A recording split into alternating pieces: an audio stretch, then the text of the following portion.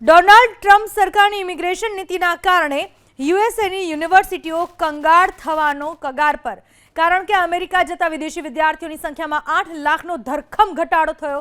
American national travel and tourism ઓફિસના report મુજબ August માસમાં શરૂ થતા નવા સત્રમાં ઓગસ્ટ 2024ની તુલનાએ અમેરિકન યુનિવર્સિટીઝમાં પ્રવેશ લેવા વિદેશી વિદ્યાર્થીઓમાં કોઈ ઉત્સાહ જોવા મળ્યો નથી।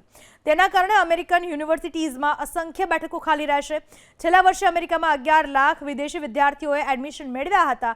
એ વખતે અમેરિકામાં જો બાઇડન પ્રમુખ હતા અને બાઇડન સરકારની વિદેશી વિદ્યાર્થીઓને આવકારવાની પોલિસી હતી। જો કે ટ્રમ્પના આવ્યા બાદ અમેરિકામાં વિદેશી નાગરિકો તરફનું સરકારનું વલણ ઝડપથી બદલાયું।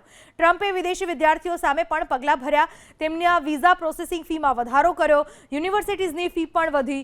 યુનિવર્સિટીઝને ટ્રમ્પે તાકીદ કરી કે તેઓ વિદેશી વિદ્યાર્થીઓ તરફની નિર્ભરતા ઘટાડે। આ બધાના પરિણામે આ વર્ષે ઓગસ્ટ સુધીમાં 3,13,318 વિદ્યાર્થીઓના જ એડમિશન થયા, જે 2024ની સરખામણીએ મોટો તફાવત છે। ભારતમાંથી અમેરિકા જતા વિદ્યાર્થીઓમાં 45% માતબર ઘટાડો નોંધાયો છે।